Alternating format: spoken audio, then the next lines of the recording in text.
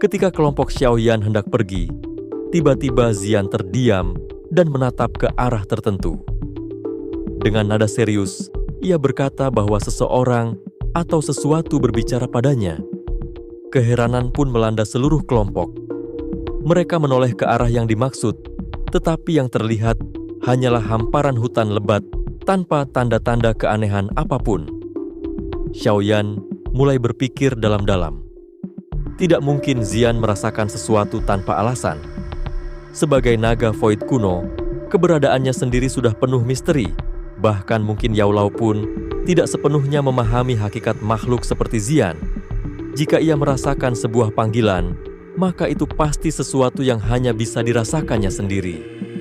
Di tengah kebingungan mereka, Dokter Peri kecil mengingatkan bahwa suara sihir dari dalam hutan kuno semakin mendekat. Ini menandakan banyak ahli telah tertarik ke tempat itu. Xiaoyan mengernyit, lalu melirik ke arah Zian yang masih terpaku menatap bagian terdalam hutan. Setelah beberapa saat mempertimbangkan, ia akhirnya memutuskan untuk menyelidiki lebih lanjut. Jika mereka sudah memasuki Gunung Harta Karun, maka tidak ada alasan untuk melewatkan harta sejatinya. Lagi pula, para pencari harta lain tidak memiliki perlindungan kekuatan naga seperti mereka. Waktu masih berpihak pada mereka. Zian tampak senang dengan keputusan itu. Tanpa ragu, ia langsung melesat ke dalam hutan, diikuti oleh kelompok Xiaoyan. Semakin dalam mereka memasuki hutan, suasana menjadi semakin menegangkan. Aura binatang ajaib di sekitar jauh lebih ganas dibandingkan daerah luar. Beberapa di antaranya bahkan cukup kuat untuk membuat kelompok itu tetap waspada. Namun, keberadaan Zian serta kekuatan naganya memberikan perlindungan yang cukup. Aura di sekitar mereka seolah ragu-ragu sebelum akhirnya mundur, menyadari bahwa menghadapi makhluk dengan kekuatan naga hanya akan membawa masalah. Setelah hampir 10 menit perjalanan, kecepatan kelompok mulai melambat. Dokter Peri kecil menyadari bahwa aura binatang buas di sekitar mereka telah menghilang sepenuhnya. Xiaoyan pun merasakan hal yang sama. Tianho Zunzi mulai menunjukkan ekspresi waspada. Karena di tempat seperti ini, kesalahan sekecil apapun bisa berakibat fatal. Zian menenangkan mereka. Dengan suara datar, ia menjelaskan bahwa mereka telah mencapai pusat hutan kuno. Pandangannya tertuju pada sebidang tanah datar di kejauhan yang tampak biasa saja, hanya dipenuhi rerumputan hijau yang tumbuh subur. Namun, bagi Zian, tempat itu memiliki keistimewaan tersendiri. Tanpa ragu, Zian melompat turun dari pohon dan berjalan beberapa langkah ke depan. Dengan wajah serius, ia mengulurkan tangan kecilnya, lalu menyentuh udara kosong di atas tanah. Seketika, cahaya keemasan muncul entah dari mana, membentuk penghalang transparan berbentuk mangkuk terbalik dengan diameter sekitar 100 meter. Cahaya itu begitu menyilaukan, tetapi tersembunyi oleh rimbunnya pepohonan, membuatnya sulit terlihat dari kejauhan. Kelompok Xiaoyan mendekat, mengamati penghalang tersebut dengan ekspresi serius. Dari tekanan kuat yang terpancar, mereka menyadari bahwa bahkan jika mereka bekerja sama, mereka tidak akan mampu menembusnya. Zian kemudian menjelaskan bahwa ini adalah penghalang spiritual binatang buas, sesuatu yang hanya bisa diciptakan oleh binatang ajaib yang sangat kuat menjelang ajalnya. Saat mengusap penghalang itu, ekspresinya tiba-tiba berubah. Ia menyadari sesuatu, penghalang ini tidak hanya memiliki aroma naga void kuno, tetapi juga jejak aroma Heaven Diamond Phoenix yang jauh lebih murni dari yang ada saat ini. Hal ini menimbulkan pertanyaan besar dalam benak mereka. Apakah mungkin ada anggota siluman Phoenix surga yang juga meninggal di tempat ini? Tanpa banyak bicara, Zian menggigit jarinya, meneteskan darah emasnya, lalu menggambar sebuah tanda pada penghalang itu. Hanya mereka yang memiliki garis darah yang sama yang dapat membuka penghalang ini. Perlahan, retakan cahaya keemasan mulai terbentuk, menciptakan celah bagi mereka untuk masuk.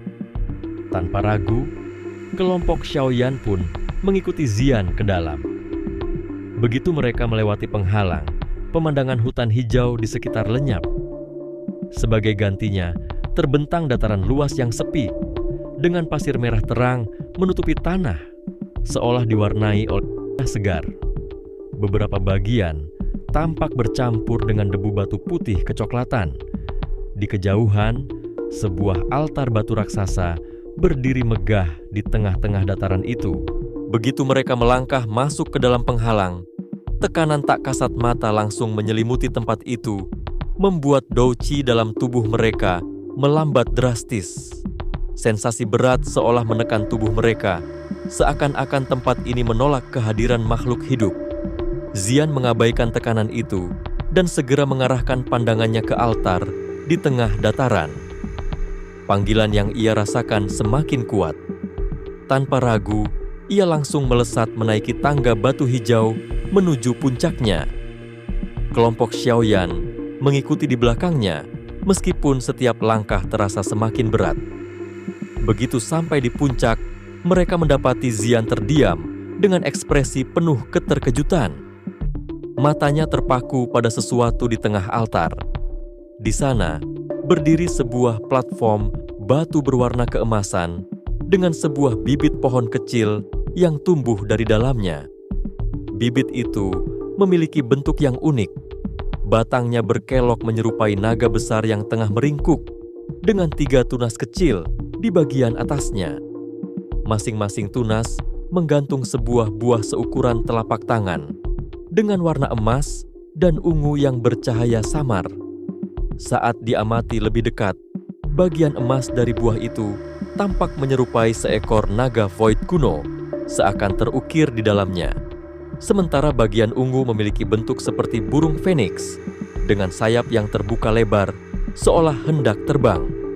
Kelompok Xiaoyan saling berpandangan. Mereka menyadari bahwa buah ini adalah sesuatu yang luar biasa, hasil perpaduan naga void kuno dan siluman feniks surga. Bahkan dengan pengetahuannya yang luas tentang obat-obatan, Xiaoyan belum pernah mendengar keberadaan harta semacam ini. Dokter Peri kecil yang sejak tadi merasakan sesuatu yang ganjil, akhirnya menyadari bahwa tekanan hebat yang mereka alami berasal dari buah itu.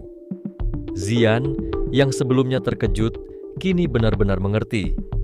Ini adalah buah naga Phoenix, sebuah nama yang hanya pernah disebutkan dalam catatan kuno suku naga Void kuno.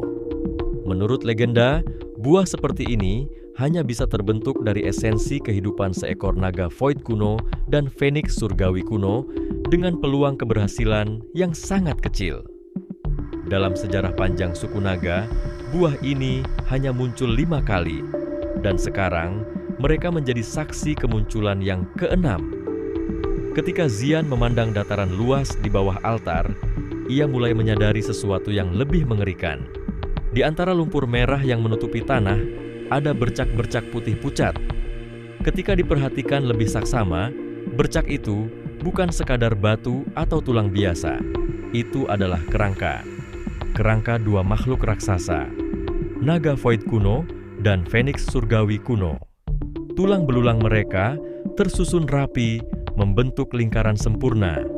Kepala satu menyentuh ekor yang lain, seolah mengelilingi dataran luas ini dalam siklus tanpa akhir. Dan di tengah lingkaran itulah berdiri altar batu yang kokoh dan megah. Ketegangan memenuhi udara. Kelompok Xiaoyan menarik napas panjang, terdiam dalam keterkejutan. Makhluk-makhluk mistis yang selama ini hanya terdengar dalam legenda, kini terbukti nyata. Mereka pernah ada di tempat ini. Meskipun hanya menyisakan tulang belulang, kekuatan mereka masih dapat dirasakan. Kini, kehadiran buah naga Phoenix pun masuk akal. 2 entitas hebat ini, naga Void kuno dan Phoenix surgawi kuno, pasti telah bertempur dengan dahsyat di tempat ini. Pertarungan mereka berakhir dengan kematian, dan esensi kehidupan mereka bersatu, menciptakan buah yang kini berdiri di hadapan mereka.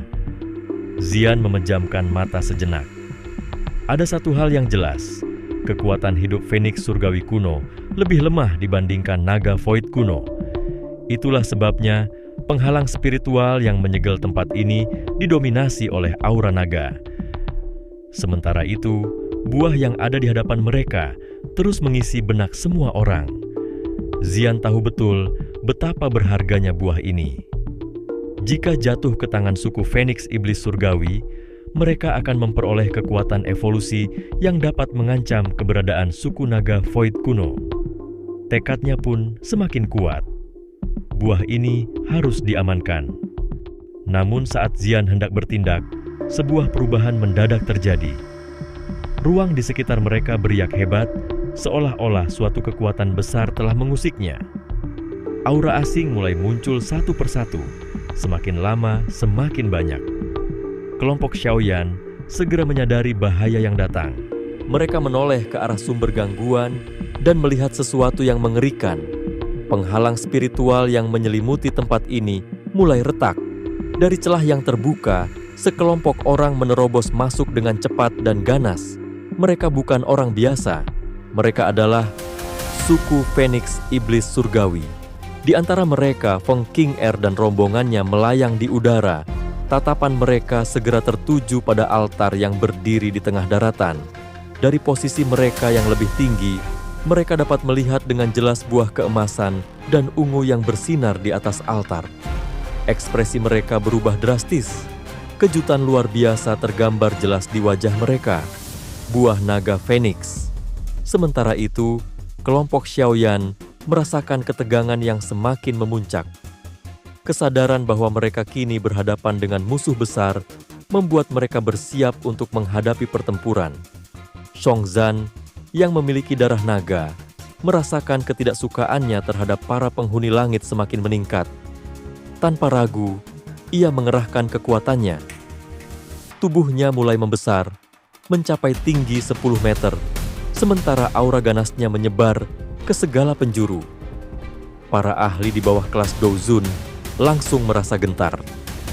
Ketegangan semakin memuncak ketika 3 pemimpin suku dari pihak lawan maju ke depan. Lei Zunzi dari Wind Lightning Pavilion, pemimpin suku Harimau Tanah Besar, pemimpin suku Serigala Bulan Perak, 2 pemimpin terakhir itu masing-masing berada di tingkat Douzun Bintang 2, menunjukkan bahwa pihak lawan memiliki formasi yang kuat. Xiaoyan menilai situasi dengan cepat. Musuh mereka memiliki kekuatan yang cukup besar, tetapi ia juga tahu bahwa dengan tambahan Heavenly Diamond Puppet serta 10 Earth Demon Puppets yang baru dimilikinya, mereka masih memiliki peluang untuk menghadapi lawan ini. Jika pertempuran benar-benar pecah, pertumpahan darah tak bisa dihindari lagi. Namun, di tengah ketegangan itu, seseorang yang tampaknya memiliki posisi lebih tinggi dari yang lain melangkah maju. Sosok itu adalah seorang pria tua berjubah hitam. Sejak tadi, ia hanya diam, namun kini ia mulai menunjukkan keberadaannya. Saat auranya menyebar, semua orang di tempat itu merasakan tekanan luar biasa. Xiaoyan menyipitkan mata. Bintang 5 atau lebih tinggi, pikirnya cepat. Keberadaan pria tua itu mengubah keseimbangan kekuatan dalam sekejap. Kelompok Xiaoyan segera menyadari bahaya besar yang mengancam mereka. Namun, meskipun lawan semakin kuat, tekad mereka tidak goyah.